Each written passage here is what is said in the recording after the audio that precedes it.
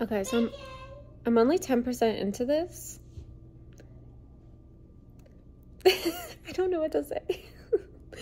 This is an arranged, like forced marriage of convenience between a vampire, V-A-M-P-Y-R-E, and a werewolf, which they call weres, W-E-R-E. I don't know really why. There's not a lot of vampires in the world. There's like 300 that were born last year. That is not a lot. There's not a lot of werewolves either, but there are more werewolves. So they are intermingling to save their races, I guess. Like, how is that gonna work? I guess I'm gonna find out. Is there gonna be pregnancy in this book? How's that gonna happen? What's gonna happen? Was it? I'm very confused.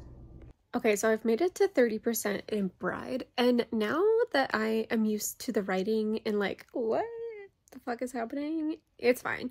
It does not feel like Ali Hazelwood's writing at all in the beginning, but now that I'm 30% in, I'm getting a lot of her like wittiness in the main character Misery. So that's good. I think I was just like, my first update, I was just like, I think the first couple of chapters I was just really confused, and like I've been really excited about this book because it is so different, but like it's so different. So in the first 30% they have had this arranged marriage. She is basically a prisoner in the werewolf's mansion. The werewolf's name is Lux. I think that's wrong. I can't remember, but it definitely starts with an L. But they actually have not had a lot of interactions at all. So I find that really interesting. I do think that Ali Hazelwood does do slow burns, but like, is this gonna be the slowest slow burn of my whole life? 30% in, I can say, I think I'm on chapter 9. I am liking it way more than I was liking it yesterday when I started. So that's good. It's different, and I am not what I would consider to be a paranormal girly. Like, I like romance and I like horror, but I don't really dabble in paranormal romance, so we'll see. Okay, so I'm about 70% into Ride, and it has gotten spicy. The thing is, like, I knew going into this that it would most likely be a slow burn, and that used to, I didn't really used to like slow burns, but now that I care less and less about smut being in my books, I appreciate a slow burn. So they didn't do like anything until around 60%. No big deal. But I'm really liking this, and I'm really liking Misery and Low, that's his name. It's the werewolf's name. And I'm really liking this. It's honestly not very different from any of her other stuff, if we're gonna be completely honest here. It's just like, instead of two scientists, it's a vampire and a werewolf. Like, the werewolf is very big, and I am assuming that Misery is a small person. So I'm liking this. We are getting to the spicy parts, and it's a good time, but it's gonna get a high rating. Like, it's a good book. I finished Bride. I finished it yesterday. I made a TikTok about it, and I didn't make this vlog clip about it. I don't know, but I finished Bride and I gave it 5 stars. Listen, it's really not any different than her Steminist, is the Steminist series, except that it's wolves and vampires. It's a megaverse. That's it. I think that it could possibly be turning into a series, but this was a great romance. I absolutely enjoyed everything about it. I love the writing. I love the story. I loved the smut. Like, it was very good. It's really not as different from her other stuff as I thought it would have been. But I love Ali Hazelwood. I have loved everything that she's written. I still have to read Loathe to Love You. So, but Bride was great, and I highly recommend it, and I know it's not coming out for a while, but I will be pre-ordering it. And I buddy read it with Monica, and she also gave it 5 stars. So, fantastic. If you're a romance girly, I recommend Bride. I am buddy reading The Girl with All the Gifts by M.R. Carey. I'm wondering what gender they are. I will look that up. Okay, so I am buddy reading this with Sherry, who's not on social media, but Sherry, you probably know her. So we're doing 100 pages a day. This is quite a long book, and we're following a zombie apocalypse. And what has happened in this zombie apocalypse is that something has mutated the children. Children who were born like during this time are coming out like half and half zombies, half humans. They are able to be educated and not be what they call hungries. I think they're called hungries. The zombies are called hungries. So that's interesting. So we are following Melanie, who is the girl with all the gifts, and they are in a military base in the UK. And they're being taught. They're being taught by teachers. They're being taught, you know, math. They're being taught about the old world and not this new world, which is interesting. But they are also being experimented on. So I have found that the first 100 pages have been a little boring. I'm not gonna lie to you. I had to drive and I was reading or listening to it and I zoned out a little. But then I came back. I unzoned out when they talked about like the same thing that's in The Last of Us is happening here with the fungus, the mushroom fungus. It's the same thing. So me and Sherry were like, who ripped off which one? Because the video game came out in 2013 and this came out in 2014. But like this M.R. Carey was probably writing it before 2014. So we found that that was interesting. Like, what kind of coincidence was that? That it's the same fungus that has caused everyone to be zombies. So, don't know. If you've read this and also watched The Last of Us, let us know what you think. But I'm only 100 pages in. The chapter that we stopped on was the biggest cliffhanger. And then I'm gonna pick it up tomorrow. But I think I'm a little bored. I made it 40% in The Girl with All the Gifts before I DNF'd it. I have not found a zombie book that I like yet. I tried World War Z, and a couple other ones. I literally can't remember, and they're just not things that I like. This has been recommended to me by several people, but unfortunately, it's not for me. So this is a DNF, 40% in. And I feel really bad because I'm buddy reading this with Sherry. But it's so slow. Ugh, I don't like it. I am 31% into Shark Heart, and that is 100 pages. So this is written really interestingly. It's written like play. So I wish I had, oh, I do have it. I'm gonna move my camera around. Okay, so the paragraphs, I mean, the pages are super short. Like, this is one page. That's why I'm getting through it so quickly. But I'm looking for something in particular. They're like stage notes, like this. So these are stage notes, which I think is really interesting. Hold on. Because the main character, Lewis, is a thespian, and he also wants to write a play. Like, that's what he really wants to do. However, he's turning into a great white shark.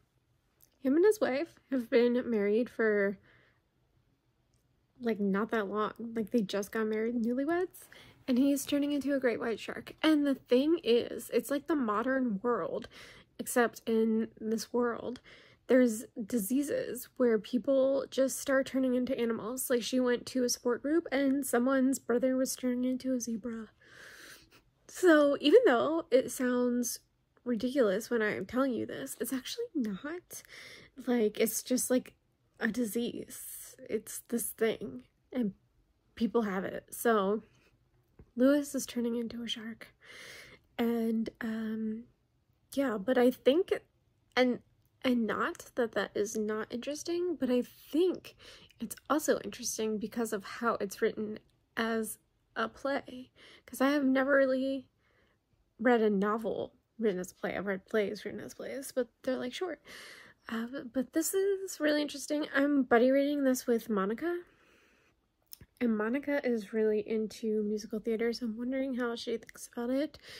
But, so Lewis has like 10 months to a year before he's fully a shark. And the thing is, he will like still be alive. He'll just be a shark. Like, he'll still have all his thoughts and stuff, but he'll be a shark. So, what a weird time I'm having, but also a good time. And also, just look at this cover. Like, I would die for this. Whoever designed this cover, all the awards. I'm 81% into Shark Heart. I want to like this. I think I like it, but I don't know. Like right now, it feels like a 3-star, which is fine. But like, I don't think that this is a spoiler, but like, Lewis turned into a shark within the first 45%. So then I have 65% of this book. 60? 65? 45? Some percent left of this book that isn't about Lewis. So like, yes, it's about Lewis turning into a shark, but really it's about his wife, Ren. So like where I am now, we just learned all about Ren's mom, who in the beginning of the story, we know that she is not around anymore. And it's alluded that she has dementia or Alzheimer's. And it turns out that may not be what happened, which I actually thought was really interesting. I guess this just wasn't what I thought it was good. I don't know. I don't like this book is all gonna hinge on the ending. So like I don't really have anything to say. You can say I'm just mumbling words because I need to do an update. But this is really just going to depend on the ending. But I know that Monica is liking it. And like I think I'm liking it. And like, I don't know. I'm gonna go. Goodbye. I finished Shark Heart and I am so upset that I'm gonna have to unhaul this because it's beautiful, but I only gave it 3 stars. So I keep like 4 and 5-star books. This, I think the concept was really cool and I really liked the writing, but I think it was a message book and I just don't think I like the message, which is fine, but I would try something else. I know this is the author's debut, but like if this is their debut and it was so interesting, I am very excited to see what they come out with next. So 3 stars for Shark Heart. I just think like it was just, I don't know, it just didn't work for me, but I love this cover. I am 24% into Delicate Condition. I am buddy reading this with Monica and Lexi for Halloween. So I don't know when this vlog is coming out, but it's Halloween. We are following Annie, who is like a C-list actress, but she just like got a big break in a recent like indie movie. But she has been trying for 2 years to have a baby and has been doing IVF for 2 years. So where we are now is she was pregnant and something bad happened. And this is very graphic. Like, I read The Whispers by Ashley Aldrin this year. It's kind of like that kind of graphic. So I would look up trigger warnings if you're interested in reading this book. But please look at the trigger warnings first. I don't have a trigger warning for this, and it's still a lot. Yeah. But, so she's doing IVF and everything, but then in the background of her doing IVF and trying to get pregnant, these weird things are happening to her. She thinks she's being followed. She's being harassed online. This woman comes into her room in her bed when she's like passed out and stuff. So it feels very ominous. Like, yes, she's trying to get pregnant, but then also all of these other things are happening around her. Also, her husband, I'm not sure about him, and I think I'm not supposed to be sure about him because this is like a modern feminist retelling of Rosemary's Baby, and if you have read Rosemary's Baby, then you know that Rosemary's husband was not a good dude. So I'm thinking that, but we'll see. But I personally am liking this so far, even with how graphic some of the things have been. But please look at the trigger warnings. Oy. I don't even know, like 75-ish% into Delicate Condition. I liked, so I'm reading 25% a day with Monica and Lexi, and I liked the first 25%. I hated the next 25%, and now I like the third 25%. So the second half for me was just a lot of medical gaslighting. And like, when you're pregnant, you're the only one who knows what's going on. And it's very frustrating when people don't listen to you or like don't care. Like, there was this part where a male doctor came in and only talked to her husband, and it was super annoying. And like, I understand that Danielle Valentine is writing it that way, so like, yeah, it is very frustrating. I don't know, but the 25% that I just read is really good, and it is like, it's horror, but in like a different way. Like, it's hard to describe because like, I don't know what's gonna happen next. Like, it's based on Rosemary's Baby, so if you know anything about Rosemary's Baby, like, I know what's about to happen. But I am liking this a lot more than I was yesterday. So to me, it's just really interesting. Like, she's craving raw meat and all this stuff, and also like, I think she's just like really, like, her stomach is really big, like abnormally big is what I'm getting. So I'm excited to see how this one ends, but I am liking it a lot more than yesterday. I finished Delicate Condition, and I ended up really liking this one, like, a lot, and giving it 5 stars. If I'm being honest with you, it's more of a 4.5. But like, there's things that I can forgive in this one enough to give it the full 5 stars.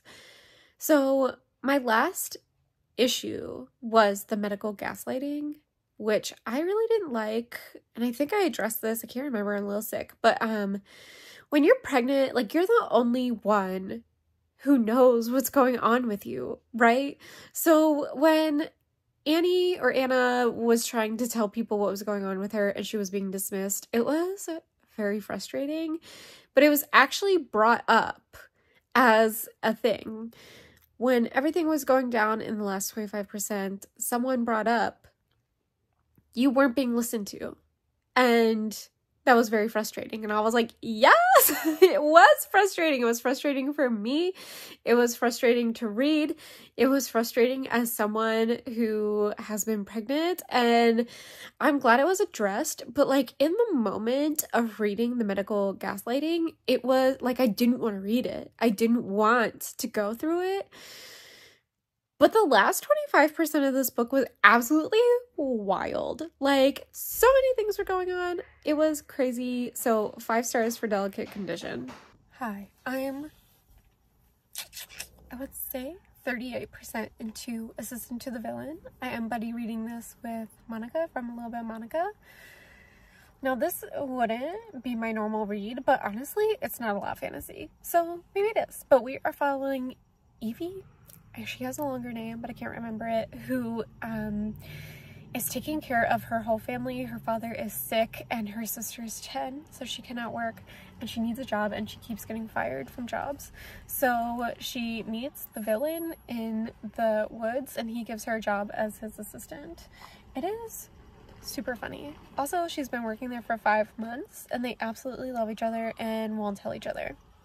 There's a lot of drama behind the scenes with what the villain does, but basically it's it's romantasy, but it hasn't been a lot of fantasy for me, at least.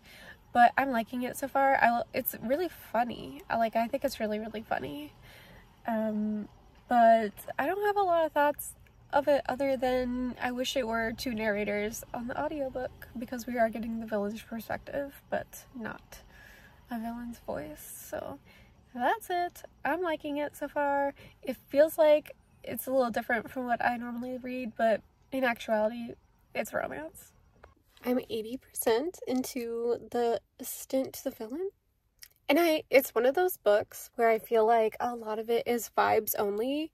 And so, like, for me, so much stuff is happening. Like, it's kind of ridiculous how much stuff is happening. But also, I feel like nothing is happening. And it's very hard to explain. But there's this thing about an evil monster and the villain's father and all this stuff, and meanwhile there's this romance going on. So where I am 80% in, they have kissed and stuff, and they both enjoyed it because they both like each other, and they won't tell each other because that's how it always goes. But it's so hard to explain this book because I just feel like, how is nothing happening in this 340-page book? Like, I just feel like, I don't know. Like, I feel like the author was just like, I want this to happen and this being the romance, but I need to put things around the romance. So they decided to pick several things that maybe don't really have to do with each other and based it around the romance. And for me, it's not really working because it is action-packed, but like, I don't care about anything that's happening. I do care about the romance, but like, everything else literally just feels like filler. Like, I don't know. It feels like it's gonna be a 3, which really sucks because I don't have the book with me. I'll put it here. The book is beautiful and it has red sprayed edges, and I want to keep it. So I might break my own rule and keep the book just because I like looking at it. But like, something has got to happen in the next 20% for me to want to keep it. And it's a series. So like, do I want to continue reading it? I don't know.